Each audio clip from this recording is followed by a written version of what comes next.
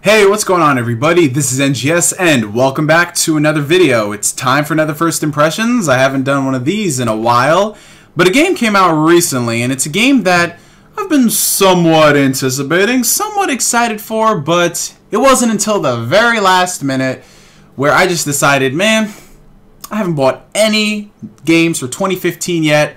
About to enter the third month of the year. I think there's a problem.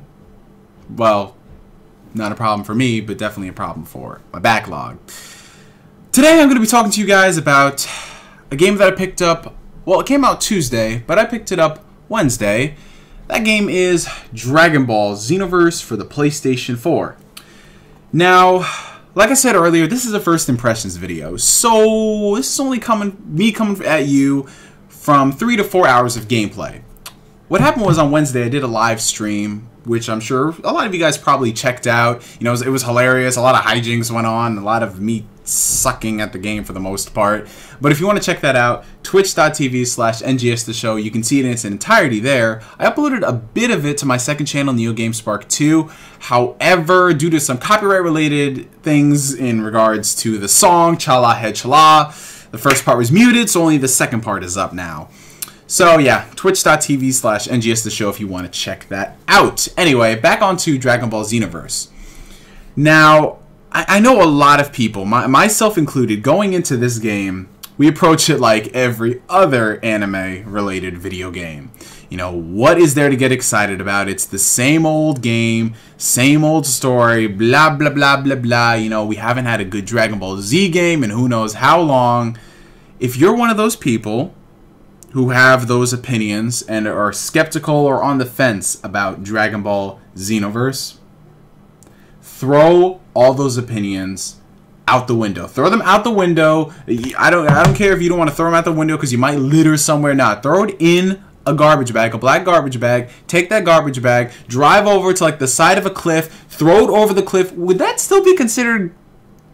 Yeah, and you might hurt someone, so I'm weird. Just forget everything I just said. If you're one of those people who are on the fence about Xenoverse, just no. This game right here is amazing. This is one of the best, if not best, anime game that I have played in a very, very long time. And I've played a lot of them. Basically almost every one that's come out over here, which consists of, well, just Naruto and Dragon Ball Z. But yeah, this game, oh my god, leave it to Dimps. Leave it to Dimps, the guys who gave us the greatness that is Budokai 3. And normally, I would just say Budokai 3, but no, we're going to get a visual aid. You know, all OG Dragon Ball fans know what's coming. You know what's coming as everything in this damn place starts to fall. The guys who gave us this, arguably the best Dragon Ball Z game to date. Leave it to them to take control of the franchise again and give us Xenoverse. And oh my god, enough fanboying. We're like 4 minutes in and we haven't said a coherent point about the game whatsoever. Wow, good job, Neo. But let me start off with talking about some of the things that are different in Dragon Ball Xenoverse. Like I said, it's a first impressions. I'm not going over all the good or all the bad, just a couple of my random thoughts. So in this game, it's not structured like any other Dragon Ball game. You know how in previous Dragon Ball games where you have a story mode, you just go through it, and you're mainly just doing them so you can just finish up or unlock characters, unlock modes, etc., etc. No, this game is structured kind of like an MMO in the respect that all of your things that you do, you have a hub world. So the hub world is called Toki Toki City. And in Toki Toki City, that is where you interact with the story mode. That's where you do your side quests. That's where you do your tournaments. That's where you do your online games. That's where you go and unlock new items, new customizations, just a bunch of crazy stuff. Think of it like Destiny in a sense that you have this world where you interact with everybody. But in this case, the game actually has content and things for you to do, so it's a bit of a distinction there. And yes, all shots fired. All shots fucking fired. Like, you know that scene in X-Men First Class where, you know, they have, like, they're gonna kill the mutants on the island and then Magneto stops. He's like, away with you! Yeah, man. Well, wouldn't that not work out in my respect? Because I'm the dude shooting missiles. Again, I'm weird. So back onto what I was saying with Toki Toki City, that in and of itself, it was really interesting because it's different. It's not going to the same style of you having to interact with like a bunch of, where am I going with this? I kind of forgot what I was saying because yeah, as you can tell, you heard something. My mom gave me food. Like I said, first impressions video off the cuff. We don't care. We don't care. We don't care. But I'm not gonna eat on camera because even though I'm hungry, I'm not gonna do that. Yeah, so back onto what I was saying about Toki Toki City. It's just really cool. It's just different. It's a different experience, and the story mode is anything but the same. Because, like I said, in previous games, you do the same old story, rinse, repeat, and honestly, how many times can you have Goku get angry at the fact that Frieza insulted Krillin after he killed him? I mean, it's just like, after a while, you know, no. No. Take a sad scene, you just want to make it funnier. But the story of the game is different in the sense that you have this, somebody is going around and messing with the timeline. So certain events are not unfolding as they should. So where you have an event like Goku and Piccolo double teaming Raditz, in the scene where Piccolo is firing a special beam cannon at Raditz and Goku was going to go along for the ride, unfortunately. Shed a tear every time. In the alternate timeline, Raditz basically just F you, and then Goku was like, what? No! And then Piccolo ends up killing Goku. So in quasi-respect, Piccolo finally kills Goku, but it's actually pretty fucked up because Raditz got away. It's like, oh shit. And you get a bunch of other crazy stuff like the Cybermen kicking the crap out of the Z-Warriors. I'm like, man, it's not a good day.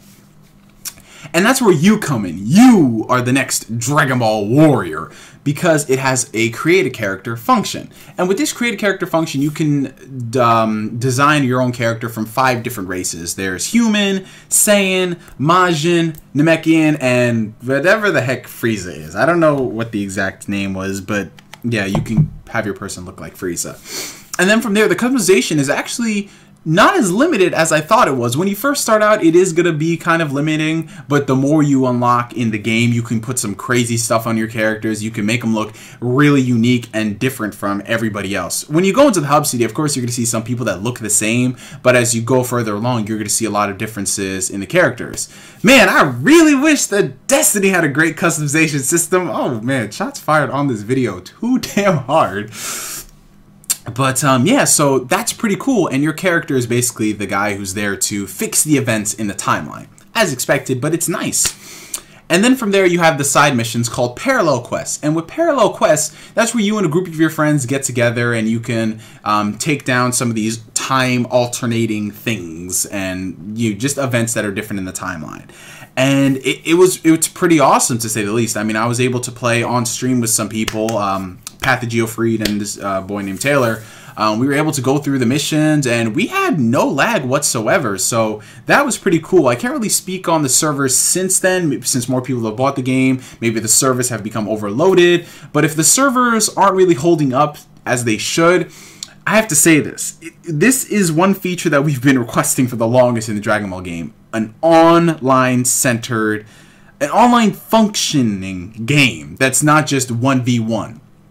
A game that promotes itself about online, where you and your friends get together and you go do missions and not have to worry about, you know, man, I really wish I could watch this, but there's no spectator mode. I'm looking at you, Raging Blast 2. Or it could be substituted with Marvel vs. Capcom 3. But yeah, so it was just like crazy that it actually functions and it works. I was like, sweet. So I really hope that this holds up in the future and I'm able to interact with more people. So that's awesome.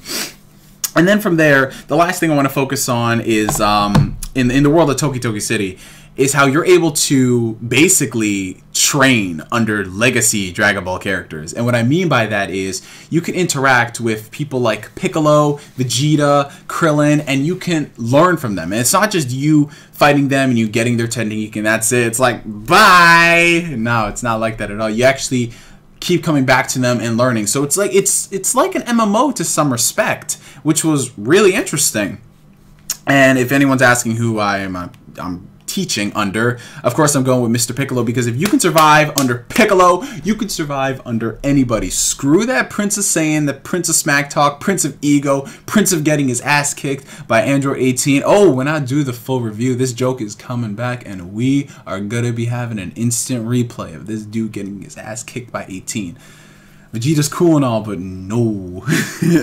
Piccolo all the way. Team Piccolo down below in the comment section. Team Piccolo. So yeah, that was pretty awesome. I loved seeing that in the game. And there's just so much of this game that I feel like I haven't scratched the surface on whatsoever. I just feel like this game keeps rewarding you the more you play. With all the other anime-related video games, you basically know what you're getting into after the first hour or two. You know how deep the combat system is. You know what you're going to get out of the story mode. But with this, everything is just like new thing, new thing, new thing, new thing. So I was just like, wow, that is so different. It's so not by the book. Wow. And like I said, leave it to Dimps to surprise us with an amazing Dragon Ball Z game. And the last thing I want to talk about briefly is the combat system. For those wondering, what does it play like? It doesn't really play like anything that's come before. It doesn't play like Budokai. It's not like Tenkaichi. The closest thing that I can relate to it would be Battle of Z. And I know a lot of people are thinking, oh, crap, I hated Battle of Z. It was repetitive as fudge. It's not like that at all. I mean, it's Battle of Z in the sense that it's focused heavily on co-op, where you have multiple characters on screen, and you can easily transition from fighting one foe to another. So it's very open world. It's not just 1v1. So that's the closest thing I could think of. And then from there, you have your heavy attacks, your weak attacks, your energies, and all that stuff. So it gets deeper from that point on the more you invest in the game. And it's not necessarily focused heavily on special attacks. So you can't just spam Kamehamehas every 2 seconds and expect to kill somebody. So that's pretty awesome. But yeah, I'm going to save more for when I actually beat the game and do a full review on it, because a review of this is coming when I'm actually coherent and not just going crazy. But if you're on the fence about Dragon Ball Z Xenoverse, let me just say this. I have not bought a Dragon Ball game, brand new, day one, since Tenkaichi 3. And that was in 2007.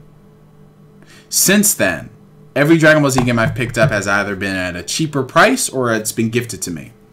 With the exceptions of the games that no one should ever buy, being Ultimate Tenkaichi and Battle of Z. Well, I think there was another game that came out that was pretty bad. Dragon Ball Z, you just going like this and that in front of a camera looking all... Did they make that game? I think they did, but we're not going to talk about it. And someone down below is going to be like, I bought that game. I thought it was going to be cool. Oh, no. But yes, this is the first game that I've paid full price on in 8 years. And I'm loving every single minute of it. I'm actually going to load this up right now. It's already in the PS4. So I'm just going to, second this thing finishes, it's going to cut straight, upload, and I'm going to go back onto this. So you guys can expect a full review in a couple of weeks after I finish the game. Because, oh my god. Oh my god. Oh my god.